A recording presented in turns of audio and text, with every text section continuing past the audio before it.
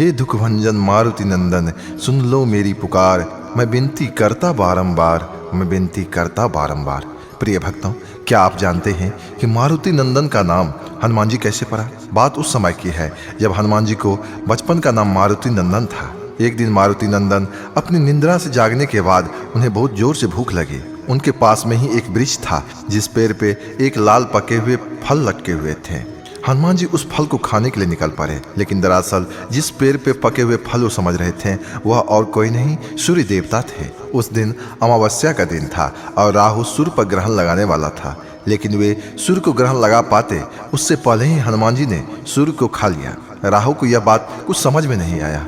राहु ने इंद्र से सहायता मांगने के लिए इंद्रदेव के पास गए। इंद्रदेव जब हनुमान जी के पास आए तो हनुमान जी से बार बार आग्रह करने लगे कि वह सूर्य को मुक्त कर दे, लेकिन इंद्रदेव के कहने के बावजूद भी हनुमान जी ने सूर्यदेव को मुक्त नहीं किया। इस पे इंद्रदेव ने वज्र से उनके मुंह पर प्रहार किया, जिससे सूर्यदेव मुक्त हो गए। लेकिन इस वज्र के प्रहार से पवन पुत्र मूर्छित होकर पृथ्वी पर आ गिरे।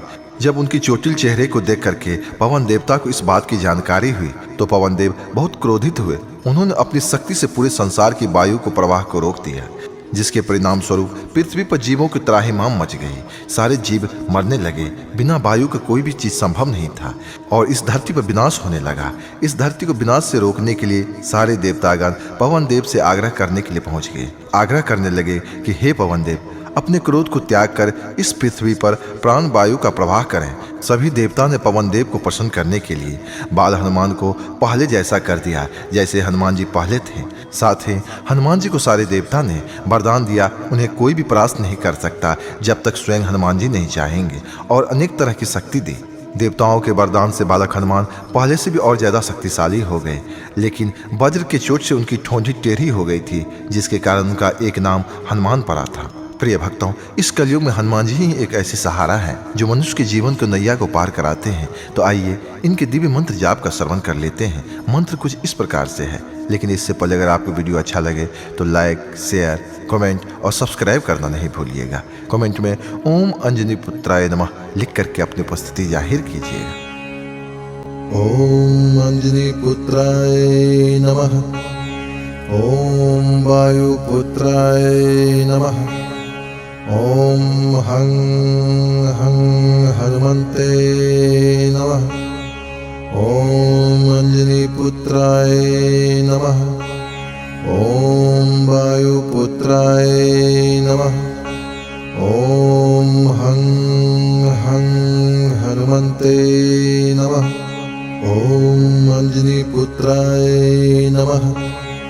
ओम वायुपुत्राय नमः। ओम हं हं हनुमते नमः। ओम अंजनी पुत्राय नमः। ओम वायुपुत्राय नमः। ओम हं हं हनुमते नमः। ओम अंजनी पुत्राय नमः। ओम वायुपुत्राय नमः। ओम हं हं हनुमते नमः। ओम अंजनी पुत्राय नमः। ओम वायुपुत्राय नमः। ओम हं हं हनुमते नमः। ओम अंजनी पुत्राय नमः। ओम वायुपुत्राय नमः। ओम हं हं हनुमते नमः। ओम अंजनी पुत्राय नमः। ओम वायुपुत्राय नमः। ओम हं हं हनुमते नमः। ओम अंजनी पुत्राय नमः। ओम वायुपुत्राय नमः। ओम हं हं हनुमते नमः। ओम अंजनी पुत्राय नमः। ओम वायुपुत्राय नमः। ओम हं हं हनुमते नमः। ॐ अञ्जनीपुत्राय नमः। ॐ वायुपुत्राय नमः। ॐ हं हं हनुमन्ते नमः। ॐ अञ्जनीपुत्राय नमः। ॐ वायुपुत्राय नमः। ॐ हं हं हनुमन्ते नमः। ॐ अञ्जनीपुत्राय नमः। ॐ वायुपुत्राय नमः। ॐ हं हं हनुमन्ते नमः। ॐ अञ्जनीपुत्राय नमः। ॐ वायुपुत्राय नमः। ॐ हं हं हनुमन्ते नमः। ॐ अञ्जनीपुत्राय नमः। ॐ वायुपुत्राय नमः। ॐ हं हं हनुमन्ते नमः। ॐ अञ्जनीपुत्राय नमः। ॐ वायुपुत्राय नमः। ॐ हं हं हनुमन्ते नमः। ॐ अञ्जनीपुत्राय नमः। ॐ वायुपुत्राय नमः।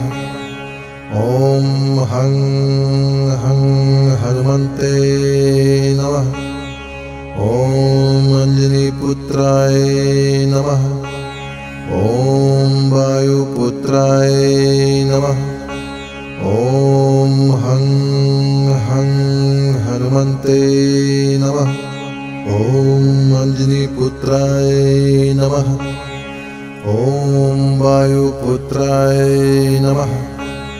ॐ हं हं हनुमन्ते नमः। ॐ अञ्जनीपुत्राय नमः। ॐ वायुपुत्राय नमः।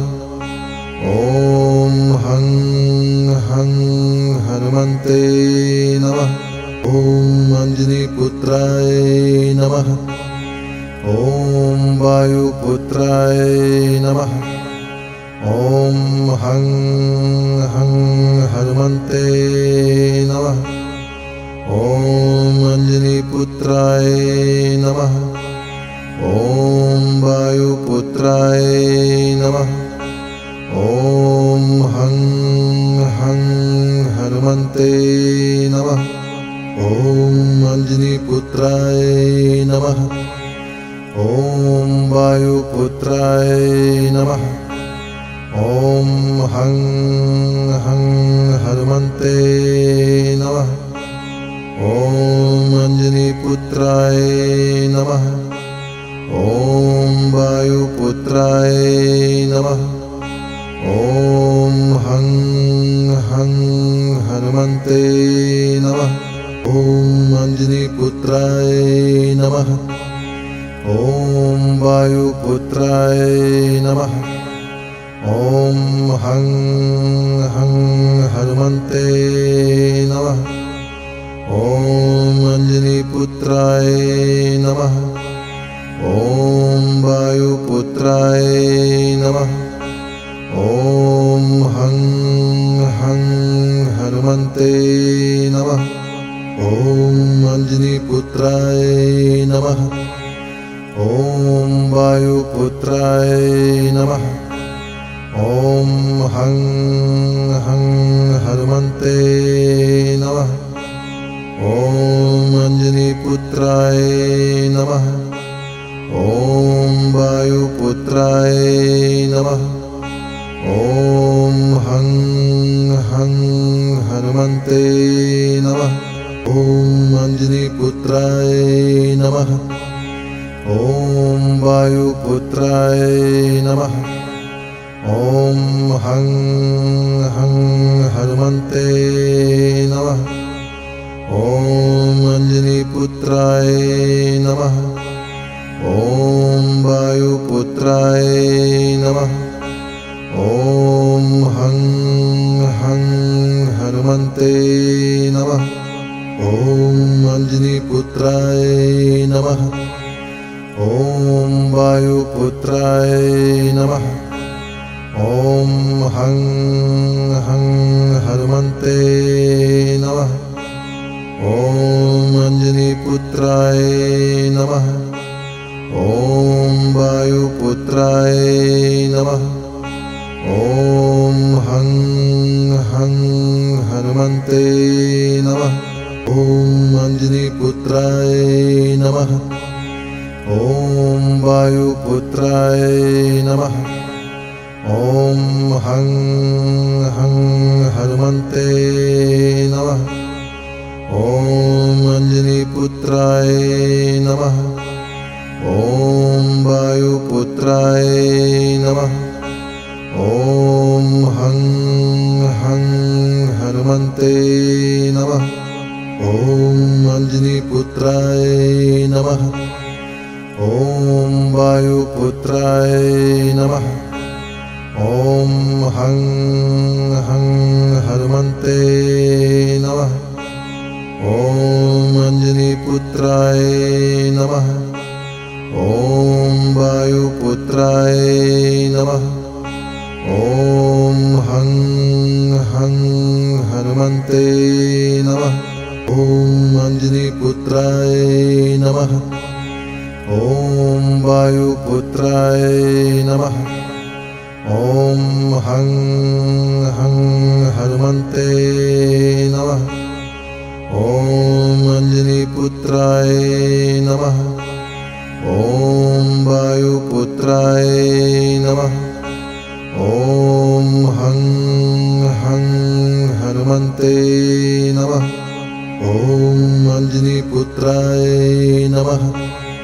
ॐ वायुपुत्राय नमः। ॐ हं हं हनुमन्ते नमः। ॐ अञ्जनीपुत्राय नमः। ॐ वायुपुत्राय नमः। ॐ हं हं हनुमन्ते नमः। ॐ अञ्जनीपुत्राय नमः। ॐ वायुपुत्राय नमः। ॐ हं हं हनुमन्ते नमः। ॐ अञ्जनीपुत्राय नमः। ॐ वायुपुत्राय नमः। ॐ हं हं हनुमन्ते नमः। ॐ अञ्जनीपुत्राय नमः। ॐ वायुपुत्राय नमः। ॐ हं हं हनुमन्ते नमः। ॐ अञ्जनीपुत्राय नमः। ॐ वायुपुत्राय नमः। ॐ हं हं हनुमन्ते नमः। ॐ अञ्जनीपुत्राय नमः। ॐ वायुपुत्राय नमः। ॐ हं हं हनुमन्ते नमः। ॐ अञ्जनीपुत्राय नमः। ॐ वायुपुत्राय नमः। ॐ हं हं हनुमन्ते नमः। ॐ अञ्जनीपुत्राय नमः। ॐ वायुपुत्राय नमः। ॐ हं हं हनुमन्ते नमः। ॐ अञ्जनीपुत्राय नमः। ॐ वायुपुत्राय नमः। ॐ हं हं हनुमन्ते नमः। ॐ अञ्जनीपुत्राय नमः। ॐ वायुपुत्राय नमः। ॐ हं हं हनुमन्ते नमः। ॐ अञ्जनीपुत्राय नमः। ॐ वायुपुत्राय नमः। ॐ हं हं हनुमन्ते नमः। ॐ अञ्जनीपुत्राय नमः। ॐ वायुपुत्राय नमः।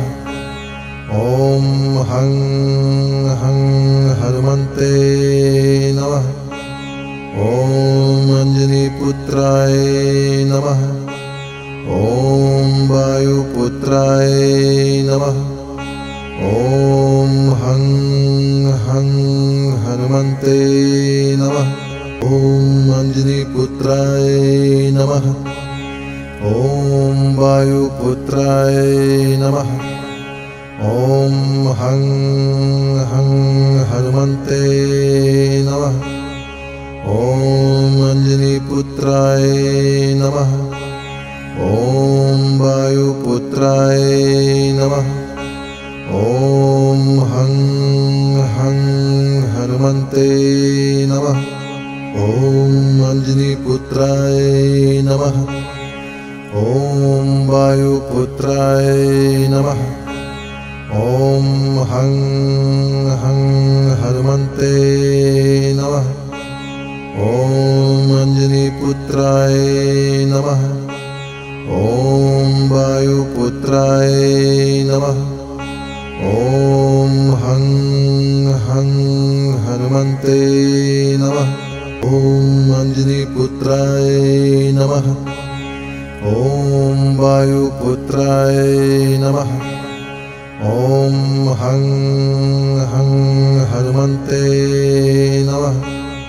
ॐ अञ्जनीपुत्राय नमः।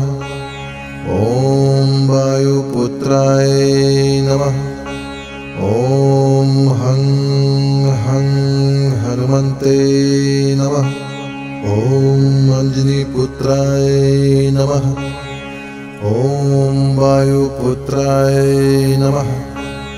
ॐ हं हं हनुमन्ते नमः। ॐ अञ्जनीपुत्राय नमः। ॐ वायुपुत्राय नमः। ॐ हं हं हनुमन्ते नमः। ॐ अञ्जनीपुत्राय नमः। ॐ वायुपुत्राय नमः। ॐ हं हं हनुमन्ते नमः। ॐ अञ्जनीपुत्राय नमः। ॐ वायुपुत्राय नमः। ॐ हं हं हनुमन्ते नमः। ॐ अञ्जनीपुत्राय नमः। ॐ वायुपुत्राय नमः। ॐ हं हं हनुमन्ते नमः। ॐ अञ्जनीपुत्राय नमः। ॐ वायुपुत्राय नमः। ॐ हं हं हनुमन्ते नमः। ॐ अञ्जनीपुत्राय नमः। ॐ वायुपुत्राय नमः। ॐ हं हं हनुमन्ते नमः। ॐ अञ्जनीपुत्राय नमः। ॐ वायुपुत्राय नमः। ॐ हं हं हनुमन्ते नमः। ॐ अञ्जनीपुत्राय नमः। ॐ वायुपुत्राय नमः। ॐ हं हं हनुमन्ते नमः। ॐ अञ्जनीपुत्राय नमः। ॐ वायुपुत्राय नमः। ॐ हं हं हनुमन्ते नमः। ॐ अञ्जनीपुत्राय नमः। ॐ वायुपुत्राय नमः। ॐ हं हं हनुमन्ते नमः। ॐ अञ्जनीपुत्राय नमः। ॐ वायुपुत्राय नमः। ॐ हं हं हनुमन्ते नमः। ॐ अञ्जनीपुत्राय नमः। ॐ वायुपुत्राय नमः। ॐ हं हं हनुमन्ते नमः। ॐ अञ्जनीपुत्राय नमः। ॐ वायुपुत्राय नमः। ॐ हं हं हनुमन्ते नमः। ॐ अञ्जनीपुत्राय नमः। ॐ वायुपुत्राय नमः। ॐ हं हं हनुमन्ते नमः। ॐ अञ्जनीपुत्राय नमः। ॐ वायुपुत्राय नमः। ॐ हं हं हनुमन्ते नमः। ॐ अञ्जनीपुत्राय नमः। ॐ वायुपुत्राय नमः। ॐ हं हं हनुमन्ते नमः। ॐ अञ्जनीपुत्राय नमः। ॐ वायुपुत्राय नमः। ॐ हं हं हनुमन्ते नमः। ॐ अञ्जनीपुत्राय नमः। ॐ वायुपुत्राय नमः। ॐ हं हं हनुमन्ते नमः। ॐ अञ्जनीपुत्राय नमः। ॐ वायुपुत्राय नमः। ॐ हं हं हनुमन्ते नमः। ॐ अञ्जनीपुत्राय नमः। ॐ वायुपुत्राय नमः। ॐ हं हं हनुमन्ते नमः। ॐ अञ्जनीपुत्राय नमः। ॐ वायुपुत्राय नमः। ॐ हं हं हनुमन्ते नमः। ॐ अञ्जनीपुत्राय नमः। ॐ वायुपुत्राय नमः। ॐ हं हं हनुमन्ते नमः। ॐ अञ्जनीपुत्राय नमः। ॐ वायुपुत्राय नमः। ॐ हं हं हनुमन्ते नमः। ॐ अञ्जनीपुत्राय नमः।